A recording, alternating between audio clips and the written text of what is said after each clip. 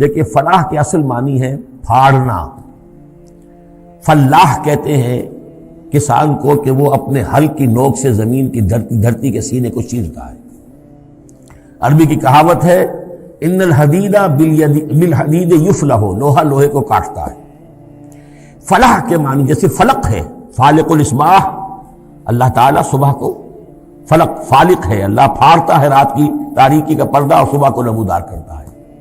اسی طریقے سے فالق الحب والنوا، اٹھلیوں کو بیجوں کو پھاڑتا ہے، اس کے اندر سے پھر وہ دو پتیاں نکلتی ہیں جو پودا بنتی ہیں.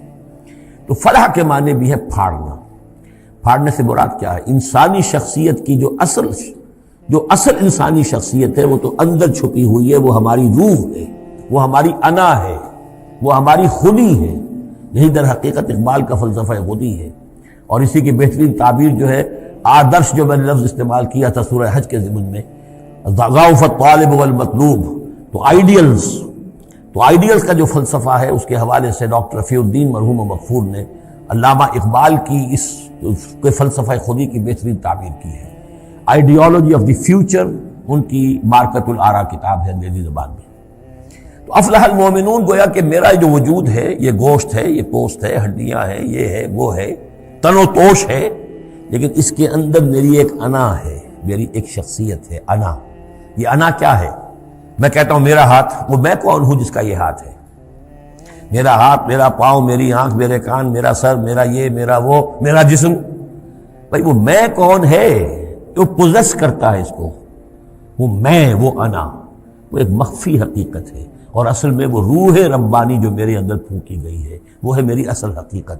لیکن یہ غلافوں میں لپیٹ دی گئی ہے، مادی غلاف ہے.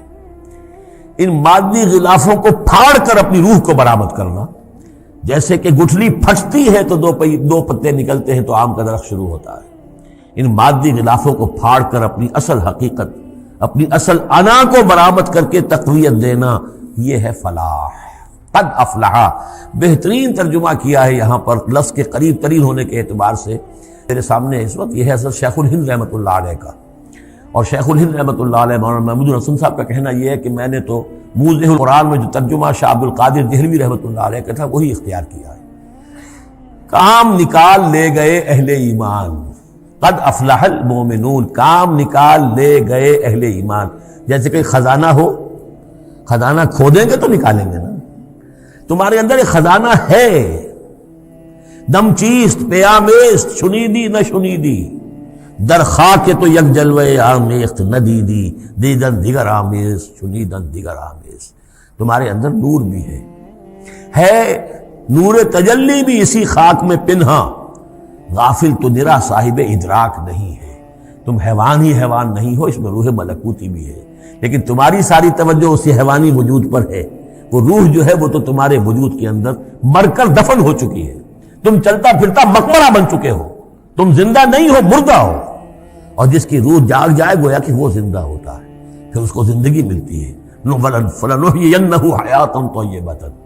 یہ ابو جہل مردہ تھا، یہ زندہ نہیں تھا، یہ اندھا تھا، دیکھ نہیں رہا تھا، یہ بہرا تھا، سنتا نہیں تھا.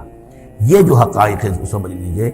اپنے وجود، اپنی اصل شخصیت، اپنی انا، اپنی خودی، اپنے سیلف، اس کی development of the self, development of the character, انسانی شخصیت کے لیے یہ ہے قد افلح.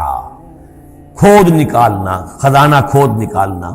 ایک ہندی کا دوہا ہے بڑا پیارا، بھوکا کوئی نہیں. بھیک تو وہ خود شاعر ہے. بھیکا بھوکا کوئی نہیں، سب کی گٹھڑی لال. ہر ایک کی گٹھڑی کے اندر ایک لال بندھا ہوا ہے، وہ گٹھڑی جو ہے اس کے اندر ہے. بھوکا کوئی نہیں ہے، مال تو ہے اس کے پاس. گرہ کھول جانے نہیں اس بد بے کنگال، اس گٹھڑی کی گرہ نہیں کھولنی آتی.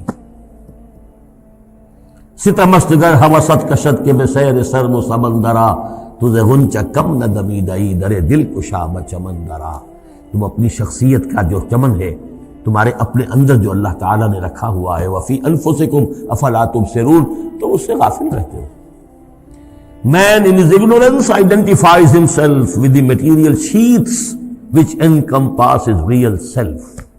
انسان اپنی جہالت میں اپنے ان مادی غلافوں ہی کو سمجھ بیٹھتا ہے یہ میں ہوں، یہ تو کچھ بھی نہیں ہے، مادی غلاف کی کوئی حیثیت نہیں ہے، تم کچھ اور ہو جو اس کے اندر ہو، لیکن بشرطے کہ تم اپنے آپ کو پہچان لو۔ من عرف نفسہ فقد عرف ربہ ولا تکونوا کالذین نسوا اللہ فانساہم انفسہم، ان لوگوں کے مانند نہ ہو جاؤ جنہوں نے اللہ کو بھلا دیا تو اللہ نے انہیں اپنے آپ سے غافل کر دیا۔ یہ ہے فلاح کی اصل حقیقت۔